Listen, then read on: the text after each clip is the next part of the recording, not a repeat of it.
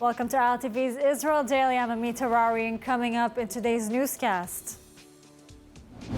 The U.S. and Iran reportedly nearing breakthrough deals, sanctions relief for uranium limits, Israel expressing concerns, and France warning Iran against deadly drone deliveries.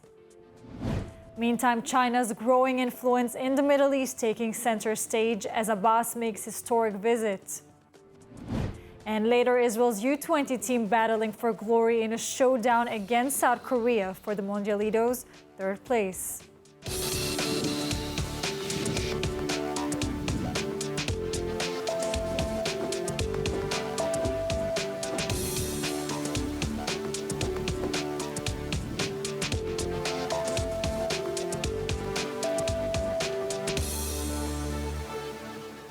We open with a fresh White House denial of reports on progress toward a new interim nuclear deal with Iran.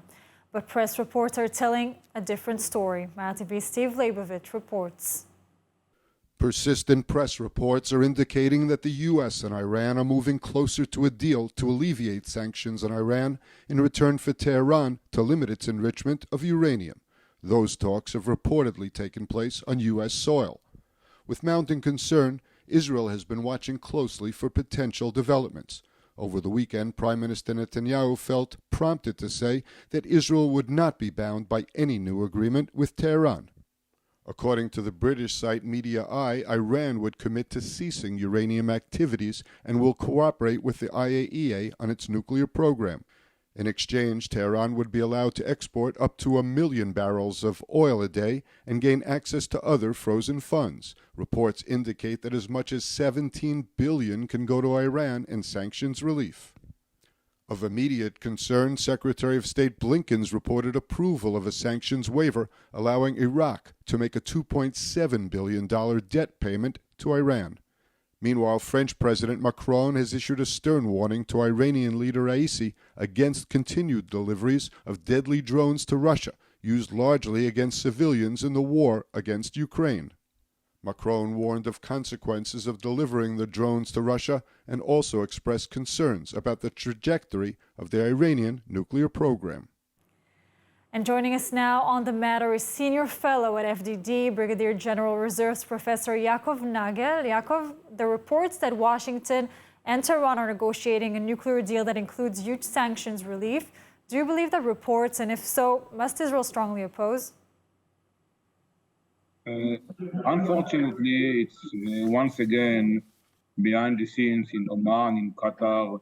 Mali is involved, even if he's on leave, he's meeting the Iranian ambassador in the United States. I think that what is going on now, a very good chance to mature, even so we've been several times in this situation in the past. The problem is now, some people will say it's a problem, but they are not talking about a deal or an agreement. They are talking now about an understanding. Now, if I would have to call it in names, there are two names that suits this situation. One is no deal, no strike, means there is no deal, but it's prevent strike, assuming that Israel is going to follow, but Israel is not going to follow. But the more appropriate sentence is money for quiet, meaning the Iranians are going to get big money, around $15 to $20 billion from Iraq and South Korea, and what they are going to do, it's going to be quiet. They are calling it also freeze for money. Now the freezing, it's amazing. The Iranians will continue to enrich to 60%. They are not going to increase the amount, but they have enough, and they didn't even meant, the way I understand, to go to 90 because they know what will happen. Even so, there is not much a difference between 60 and 90, only semantics. So I'm saying at least one thing.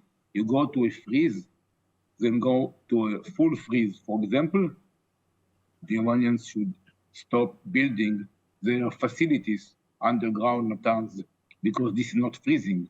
This is meaning that they are building something that maybe in 2 or 3 or something someone will have to do something, and he won't be able. And the last sentence before you go to the next question is the US, as I see it, they have in mind, and I understand them, I don't agree. They have in mind November 24, there are elections. I want quiet until November 24. This is what leading the current administration in everything they are doing with Iran. Now, Yakov, that's really coming soon now. What billions in sanctions relief potentially mean for Iranian aggression in the region going forward? Exactly. Some people say, no, it's not trillions. I understand, but $20 billion will allow the Iranians for sure to continue their support in terror around Israel, to Hezbollah, to Hamas, to the Jihad, the PIJ, even to the PA and all the others, of course, in Syria. This is on one end. And on the other end, $20 billion will allow Iran to really recover from their debts, from their falling economy.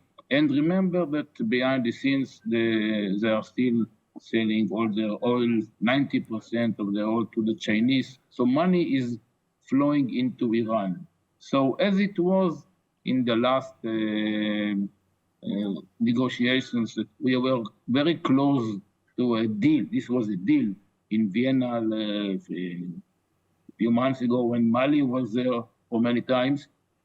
The only part of the negotiations I count on is the Iranians, that they will do another mistake. But even so, I'm afraid it won't happen this time, because this time is a win-win-win situation for the Iranians.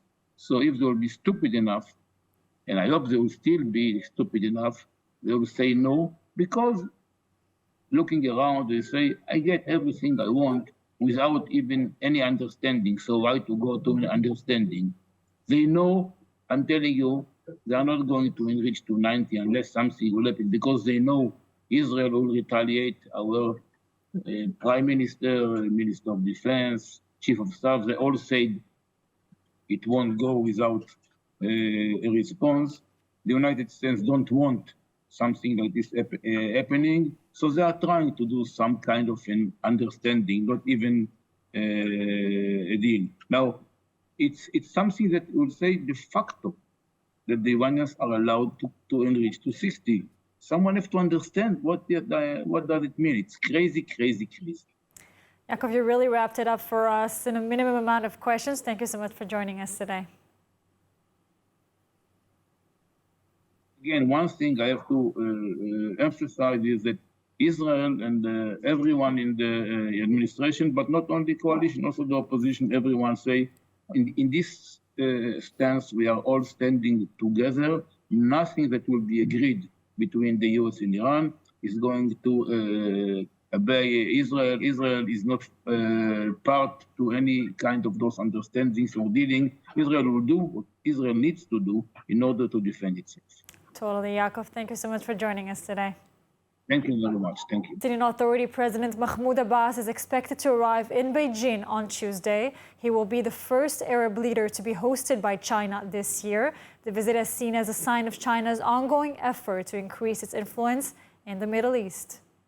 Mahmoud Abbas' upcoming three-day visit to China comes shortly after Beijing helped broker the re-establishment of diplomatic relations between Saudi Arabia and Iran. It also comes in the aftermath of China's offer to help Israel and the Palestinians resume peace negotiations stalled since 2014. This visit is also further seen as a sign of strengthened relations between the Palestinians and China, which has long been critical of Israeli policies and measures.